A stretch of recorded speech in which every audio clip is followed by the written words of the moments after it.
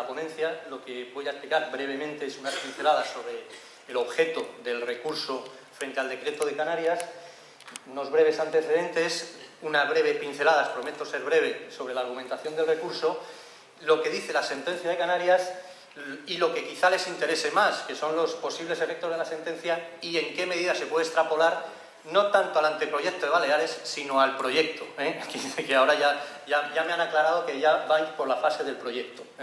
Yo ya me había quedado en el anteproyecto, aunque creo que no ha cambiado demasiado, no ha cambiado grandes cosas.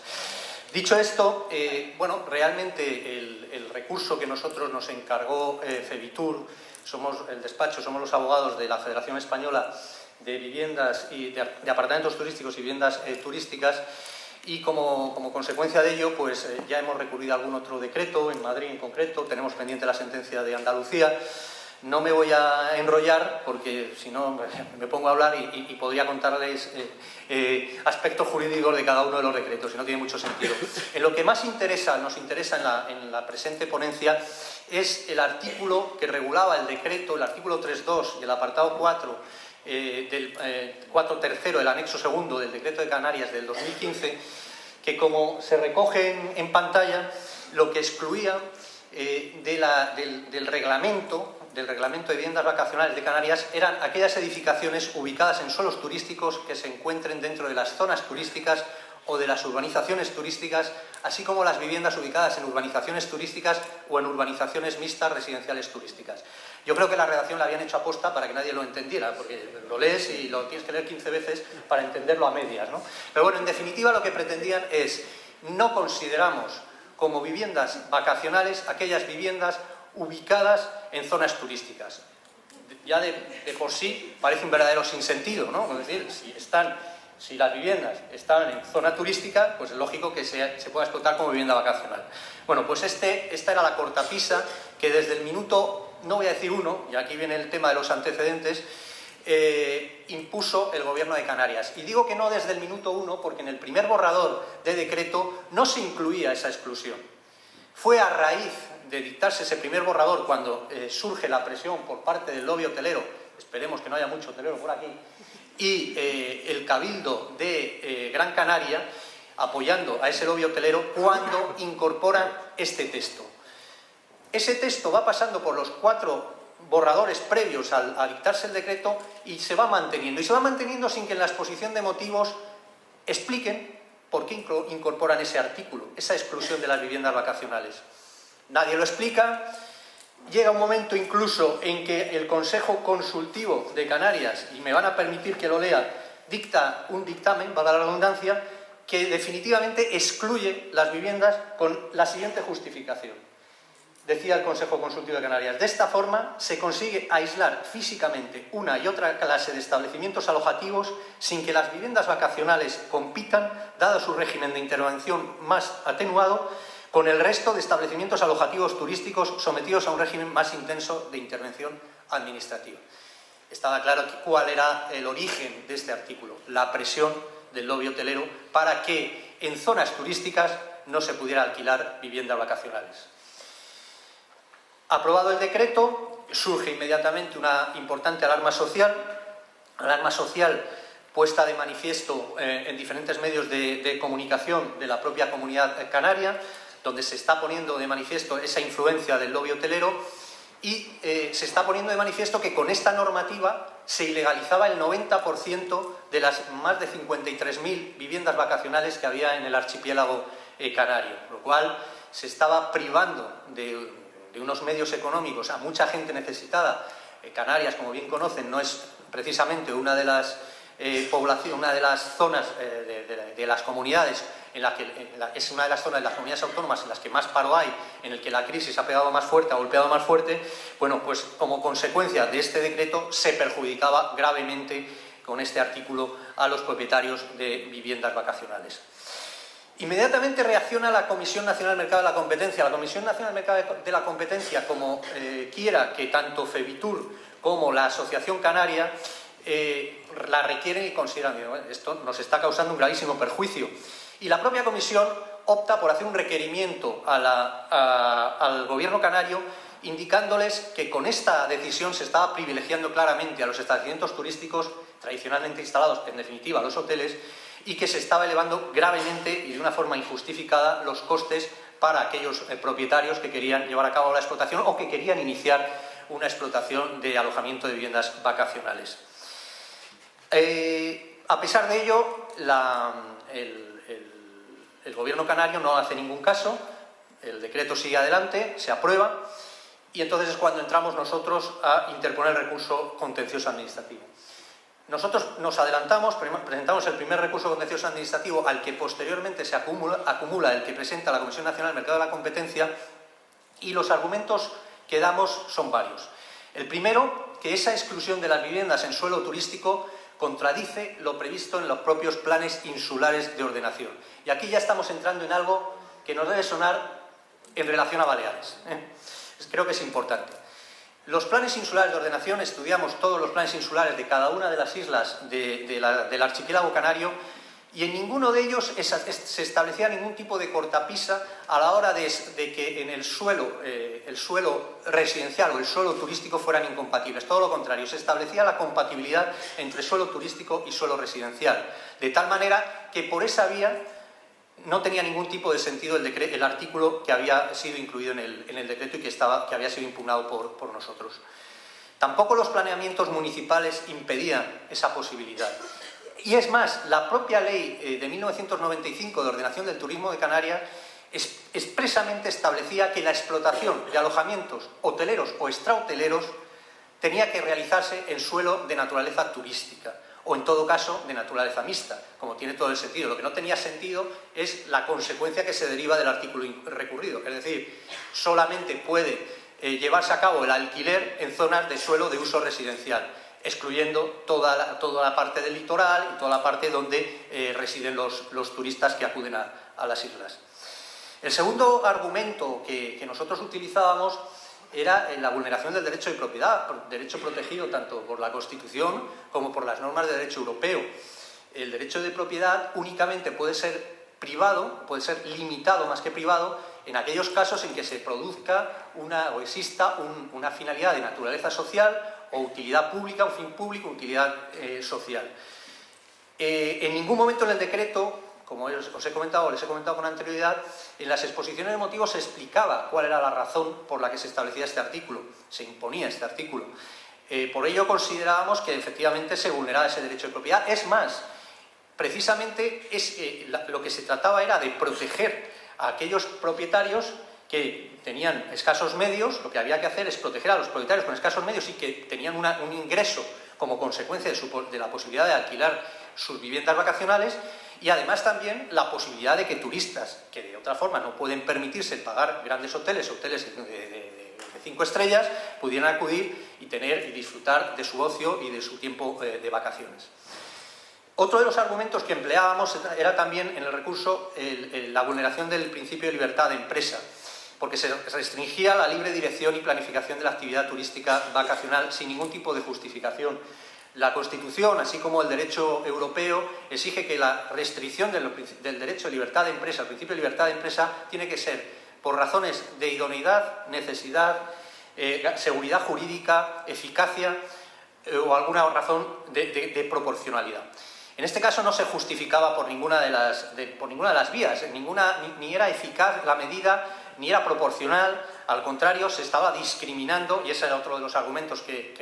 dábamos nosotros en el recurso, y que tanto el argumento de la igualdad como el argumento de la no discriminación frente a otros alojamientos turísticos, como podían ser las villas, como podían ser los apartamentos turísticos, a los que no se establecía esta limitación, que se ceñía exclusivamente a las viviendas, ha sido dos de los argumentos que, como veremos a continuación, recogidos por la propia sentencia del Tribunal Superior de Justicia de Canarias. Por último, el último argumento que nosotros también alegábamos era la vulneración del principio de jerarquía normativa, pues como comentaba con anterioridad, la ley canaria no permitía la exclusión de las viviendas vacacionales. Considera que las viviendas vacacionales única y exclusivamente pueden radicar en suelo de uso turístico o, como mucho, suelo de naturaleza mixta, pero no en suelo de carácter residencial exclusivamente. La sentencia, algunos de ustedes conocerán, fue dictada el 21 de marzo, notificada un mes después, y ha estimado parcialmente tanto nuestro recurso como el recurso de la Comisión Nacional del Mercado de la Competencia, resuelve los dos. Está pendiente también que resuelva el recurso presentado por la Asociación Canaria, e incluso condena en costas a la Administración. Por desgracia para nuestro despacho, las costas en los recursos contenciosos administrativos son ridículas, no es como el civil. Y declara la nulidad del artículo 3.2 al que he hecho referencia de forma reiterada y del apartado 4.3.2 del anexo segundo, en base a las siguientes manifestaciones. Aquí os recojo algunas, pero voy a hacer mención a una muy interesante con la que empieza la sentencia y que puede ser bastante significativa de cómo interpreta la mala fe, por decirlo de alguna forma, de la Administración canaria en este caso.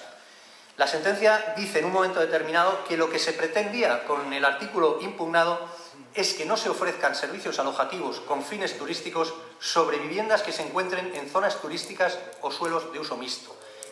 viniendo a decir de una forma clara que lo que se estaba estableciendo era una barrera de entrada precisamente propugnada por lo que llama productos alojativos turísticos tradicionales implantados mayoritariamente en estas zonas turísticas.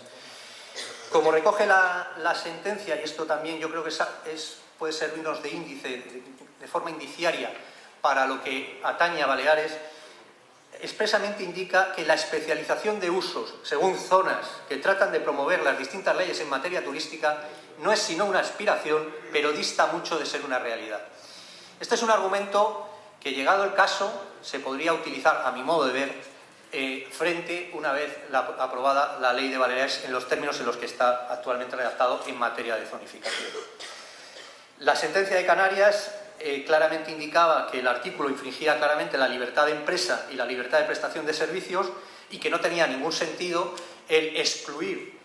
precisamente de aquellos ámbitos donde debe localizarse el alquiler vacacional de aquellos territorios donde radican las viviendas de naturaleza también vacacional. La sentencia también estima el recurso en cuanto a dos preceptos más que cito de pasada, que son los artículos 12.1 y 13.3. El primero considera que es posible el alquiler por habitaciones, el alquiler habitacional, porque estima el TSJ que, como argumentaba la Comisión Nacional del Mercado de la Competencia, el alquiler habitacional no perjudica la calidad del alquiler vacacional, y es un argumento que tiene sentido y que creo que puede ser extrapolable a otras comunidades autónomas y a otras normativas. Y también el artículo 13.3 declara la nulidad de este precepto, que lo que establecía era que no basta con la declaración responsable para que puedas empezar a ejercitar la actividad vacacional, sino que era necesario el previo control administrativo. Considera la sentencia, creo que con buen criterio, que esto vulnera claramente la Directiva de Prestación de Servicios y que desde el momento en que tú presentas la declaración responsable, tú ya te estás responsabilizando, valga la redundancia, y por tanto, cuestión distinta es que después una inspección realizada por la Administración demuestre que tú no cumples los requisitos exigidos por la normativa correspondiente. En cuanto a los efectos de la sentencia, y entiendo que es la parte, después del rollo que les he soltado, que más les puede interesar, hay varios efectos. Lo que es en Canarias en sí, nosotros ya estamos estudiando, a petición de varios propietarios canarios, varios propietarios y gestores que explotan vivienda vacacional en Canarias, la posibilidad de reclamar a la Administración una indemnización de daños y perjuicios por los 2 años en los que no han podido desarrollar su actividad. Obviamente tenemos que esperar a que la sentencia sea firme, no creemos que tarde mucho y no tenemos muy claro que vaya a recurrir, que se plantee recurrir el Gobierno canario. Sí que es importante aclarar, y ahí lo pongo en la exposición, esta sentencia no crea jurisprudencia. Ha sido dictada por un Tribunal Superior de Justicia de una comunidad autónoma, no por el Tribunal Supremo, y por tanto, a priori, no crea jurisprudencia más allá de la propia en el propio territorio de la Comunidad Canaria. Sin perjuicio de ello, a mi modo de ver, esto es una opinión, las comunidades autónomas no deberían crear una normativa turística que establezca una prohibición similar, porque lo más probable, yo si fuera el abogado, lo que haría es argumentar esa sentencia, una vez que sea firme, y con la propia fundamentación jurídica en la que recoge y explica por qué se está vulnerando los principios de libertad de empresa, libre competencia, prestación de servicios, etcétera, etcétera. También yo creo que las comunidades autónomas, a la vista de esta sentencia, deberían abstenerse de establecer normativas que impongan requisitos imposibles, de imposible cumplimiento o que vulneren, como comentaba con anterioridad, los principios de libertad de empresa, libre competencia o prestación de servicios. En lo relativo a la extrapolación de la sentencia al no anteproyecto, sino ya proyecto de Baleares, a mi modo de ver, hay varios artículos que serían cuestionables, son cuestionables y ya ahora hablaremos de la zonificación. Yo entiendo que la limitación de la licencia por el plazo de 5 años, eso coartaría el principio de igualdad y no discriminación. ¿Por qué a unos elementos alojativos se les da una licencia por tiempo indefinido y a otras única y exclusivamente por 5 años de explotación? Entiendo que esto vulnera el principio constitucional de igualdad y no discriminación. Igualmente, entiendo, y es una opinión, repito, la exigencia de antigüedad mínima que me han aclarado, que ahora no son 10 años, no son 5, ¿no? Tras la reforma del proyecto, podría atentar al principio de libertad de empresa, al igual que la imposición de los acuerdos de mayorías de las juntas de comunidades de propietarios. Todo esto es una opinión mía basada en sentencias dictadas en otras comunidades, no solamente en la Canaria, sino también en Madrid. Estamos pendientes de Andalucía, que pueden ir en la misma línea. Y bueno, a mi modo de ver, si la ley se mantuviera o la ley se aprobara definitivamente con estos artículos, sería susceptible de recurso contencioso administrativo. Y por último, quizá lo más interesante es el asunto relativo a la zonificación y las bolsas de viviendas, las bolsas de viviendas, en relación a los artículos 5.3, 5.5 y 75. Los techos máximos, efectivo y real, tanto de plazas turísticas en alojamientos turísticos, por un lado, como de estancias turísticas en viviendas residenciales de la otra, así como esa discrecionalidad atribuida a los consejos insulares al declarar las zonas aptas para la comercialización de estancias turísticas en viviendas de uso residencial, podrían vulnerar el principio de libertad de empresa porque circunscribe o limita el derecho del propietario a desarrollar su actividad cuando frente a otros alojamientos en los cuales sí no tiene ese tipo de limitación. Por otro lado, también hay que tener en consideración que da lugar a una enorme arbitrariedad, porque en qué medida la Administración va a decidir qué zona en concreto se destine al alojamiento de naturaleza tradicional y qué zona se destina, por el contrario, al alojamiento de vivienda turística. Eso va a dar lugar necesariamente a arbitrariedades. Y puede dar lugar también a una segregación, una especie de segregación por zonas, por barrios, por municipios. ¿Por qué unos van a tener la posibilidad de tener exclusivamente 100 viviendas vacacionales y otros 1000? Puede dar lugar también a una clara desigualdad y puede generar bastantes litigios, a mi modo de ver. Por otro lado, también es cuestionable el tema de la seguridad jurídica, porque se está dejando a unos futuros PIAC y PTI la decisión de viviendas sobre qué número de estancias, sin ningún tipo de criterio a la hora de limitar o de establecer de forma predeterminada cuáles van a ser esos criterios, los criterios en los que deba servirse la Administración para establecer esa separación. Es importante indicar que, así como la ley, atacarla desde el punto de vista jurídico presenta más dificultades porque tienes que justificar la inconstitucionalidad o la vulneración del derecho europeo, los futuros reglamentos en los cuales se venga a regular esta circunstancia son más sencillos de atacar desde el punto de vista jurídico. Por otro lado, también, a mi modo de ver, la normativa en materia de zonificación constituye una barrera de entrada que no se ha previsto en ninguna otra comunidad y que vulnera claramente los principios de libertad de prestación de servicios previsto en la Directiva de Servicios del 2006 y en la norma de extrapolación que es de 2012, de la Ley Española de extrapolación de aplicación del derecho europeo. Por todo ello son preguntas que yo me hago, que me gustaría conocer la opinión de la delegada de Turismo,